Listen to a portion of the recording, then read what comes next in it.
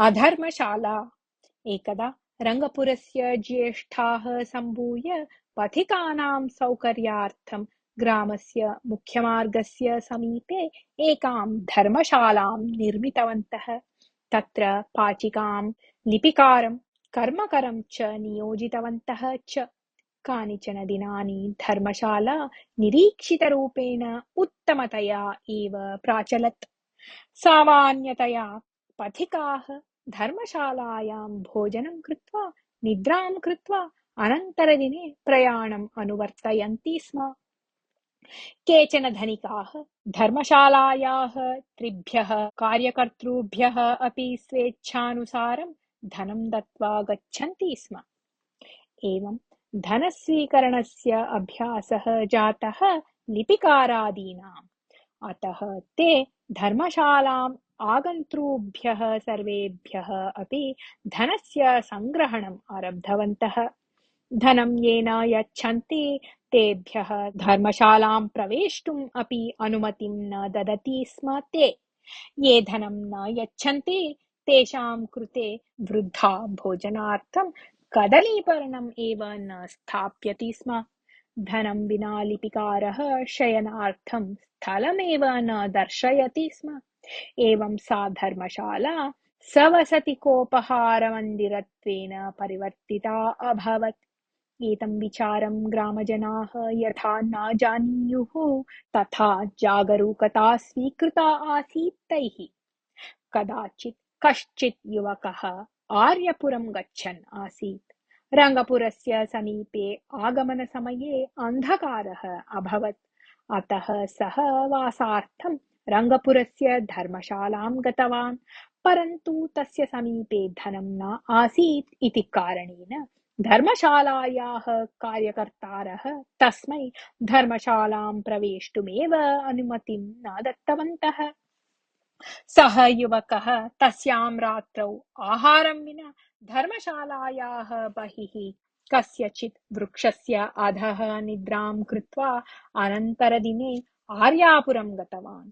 तत्र मित्राणि स्वकीयम् अनुभवम् उक्तवान्। एतं विषयं श्रुत्वा रङ्गराजः नाम तद्ग्रामीणः चिन्तितवान् यत् तस्याः धर्मशालायाः कर्मकराः सम्यक् शिक्षणीयाः इति। अनन्तरं सः केनचित् कर्मकरेण सह ततः प्रस्थितवान्। रात्रिभोजनसमये सः रङ्गपुरस्य धर्मशालां प्राप्तवान्। ततः सः कर्मकरम् उद्दिश्य, भोः, भवान् ग्रामं गत्वा रङ्गपुरस्य भूस्वामिनः शालः धर्मशालायाम् अस्ति इति ग्रामस्य ज्येष्ठान् सूचयतु इति उक्त्वा तं प्रेषितवान्। स्वयं धर्मशालां प्रविष्टवान् च। अनुक्षणं धर्मशालायाः कर्मकरः रङ्गराजस्य समीपम् आगत्य धनं ददातु, स्नानार्थं जलं ददामि इति उक्तवान्। रङ्गराजः बधिरः इव अभिनयन्, आम्, अहमेकः एव आगतवान् अस्मि इति उक्त्वा धर्मशालायाः अन्तः गतवान्। भोजनशालायां वृद्धा पर्णानि प्रसार्य भोजनं परिवेशयन्ती आसीत्। सा रङ्गराजं दृष्ट्वा, धनं ददातु, भवदर्थम् अपि पर्णं प्रसारयामि इति उक्तवती। मम पथ्यं किमपि नास्ति, सर्वं खादामि इति वदन् रङ्गराजः झटिति गत्वा अन्यव्यञ्जनादियुक्तस्य कस्यचित् पर्णस्य पुरतः उपविष्टवान् एव। उत्तिष्ठतु तावत्, तत्पर्णं भवते न स्थापितम् इति वृद्धा उच्चैः उक्तवती। रङ्गराजः अश्रुतवान् इव अभिनयं कृतवान्।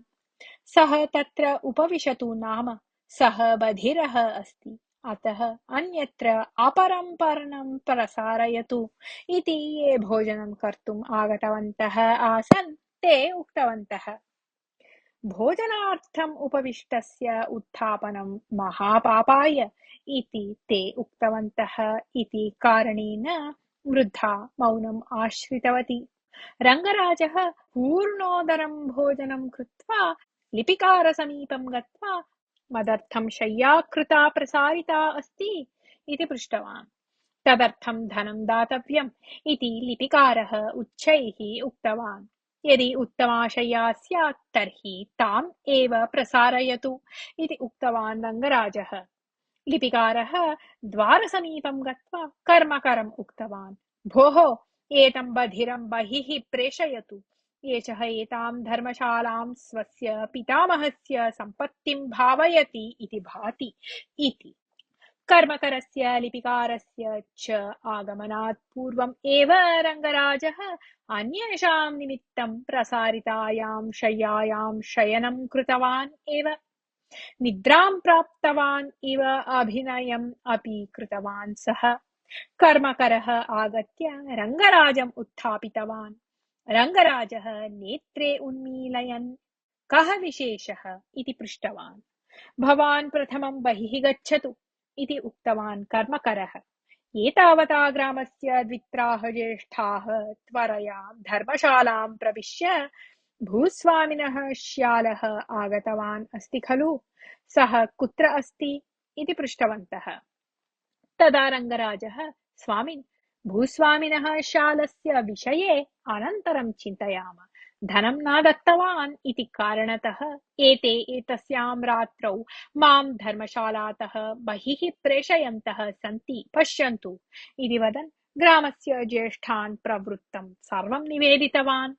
एतज्ज्ञात्वा ग्रामस्य जनाः दिग्भ्रान्ताः। ते यदा अन्यान् पथिकान् पृष्टवन्तः तदा ते अपि उक्तवन्तः यत् कर्मकराय, पाचिकायै, लिपिकाराय च वयम् अपि धनं दत्तवन्तः इति। ग्रामस्य ज्येष्ठाः विचाराणाम् आरब्धवन्तः।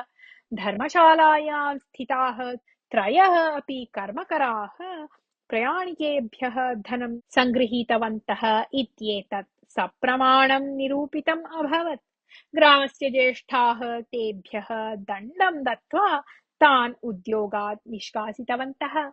अन्यान् नूतनान् जनान् नियोज्य तदा तदा आगत्य धर्मशालायाः व्यवहारः परिशीलनीयः इति निर्णयं कृतवन्तः च।